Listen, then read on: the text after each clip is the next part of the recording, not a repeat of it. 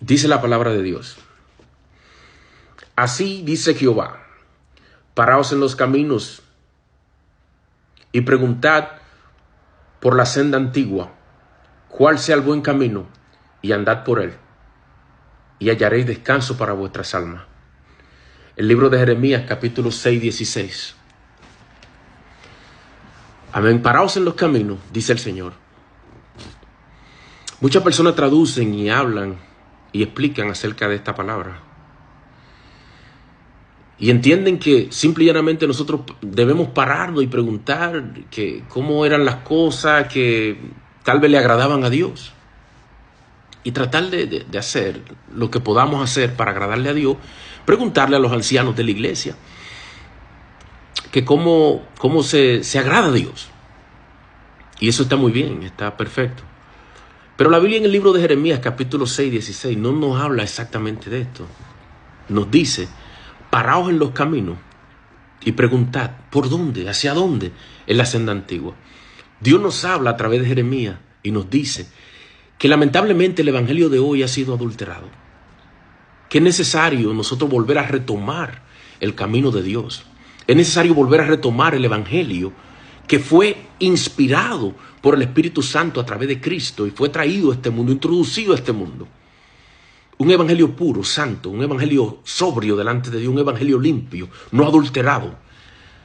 Un evangelio puro que es agradable delante de la presencia de Dios. Es necesario que nosotros no vivamos conforme a este mundo.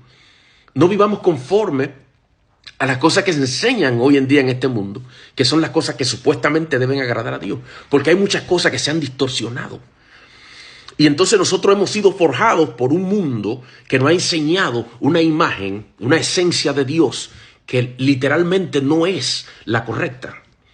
La gente nos enseña, la iglesia se nos enseña que Dios es un Dios de misericordia, un Dios de amor, un Dios de bondad, un Dios bueno, un Dios sano, un Dios que multiplica, un Dios que llena, un Dios que te da, que si tú siembras te da el 100 por 1 y que si tú das te triplica lo que tú diste, te cuatriplica o te quintriplica. Pero en realidad no es así. La vida del creyente es una vida de entrega a Dios, de sometimiento a Dios, una vida de esperanza en Dios, una vida de un cumplimiento, de un propósito de Dios en esta tierra. La vida del creyente, la vida de un hombre que ha decidido caminar en los caminos del Señor, es una vida de sufrimiento, una vida de abstención, donde Satanás te quita, te resta, donde Satanás te oprime, donde Satanás se levanta, donde las tinieblas se levantan a una lucha constante con tu vida y con las cosas que tú emprendes, las cosas que tú quieres hacer.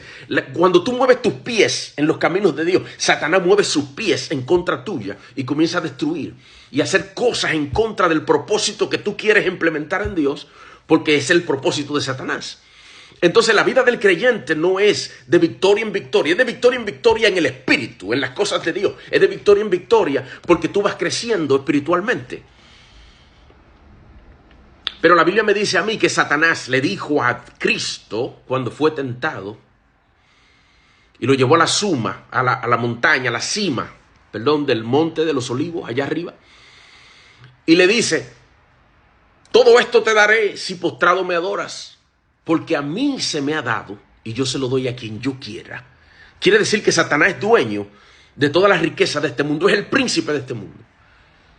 Y si tú estás acórdico con la voluntad de Dios, tú eres simple y llanamente el enemigo número 1 de Satanás. Satanás no puede darte nada. Yo te voy a hacer una pequeña ilustración. Imagínate que tú perteneces a un ejército. Y en un momento dado, ustedes se encuentran con un soldado del ejército contrario. Un soldado de renombre que había acabado con muchísimos de los soldados del ejército tuyo, había exterminado, había matado a muchos amigos tuyos, compañeros tuyos que crecieron contigo en el ejército. Y entonces tú encuentras a ese soldado. ¿Qué harían ustedes con él? ¿Lo matarían? No. ¿Sabe qué van a hacer con él? Lo van a amarrar y van a comenzar a desmembrarlo, a hacerle sufrir, hacerle sentir el sacrificio, hacerle sentir el dolor con que el dolor que él le causó a ustedes cuando desmenuzó y mató a muchos de los soldados del ejército de ustedes. En otras palabras, Satanás, cuando te encuentra a ti, él no va a tratarte bien, él no te va a dar cosas, él no va a agradarte, él no va a hacer que tu mano, todo lo que tú tocas, prospere. No, es lo contrario, él va a desmenuzar todo lo que tú intentes hacer.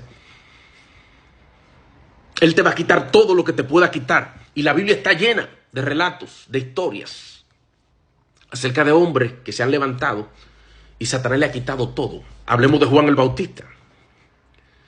¿Qué pasó con Juan el Bautista? Juan el Bautista fue, dice Cristo, hablando en la Biblia, que no hubo ni va a haber un hombre, un profeta, como Juan el Bautista, nacido de mujer. ¿Y qué pasó con Juan el Bautista? A los 34 años, 33 años, 34 de edad de Juan el Bautista, le cortaron la cabeza. ¿Y en qué Dios lo compensó a Juan el Bautista? En absolutamente nada. Las cosas que Dios te va a dar a ti no son en esta tierra, son en el trono de Dios. La vida del creyente en este mundo es una vida de entrega, de sacrificio, de sometimiento, de abnegación y de fidelidad e integridad a Dios, mientras usted esté sobre la faz de la tierra.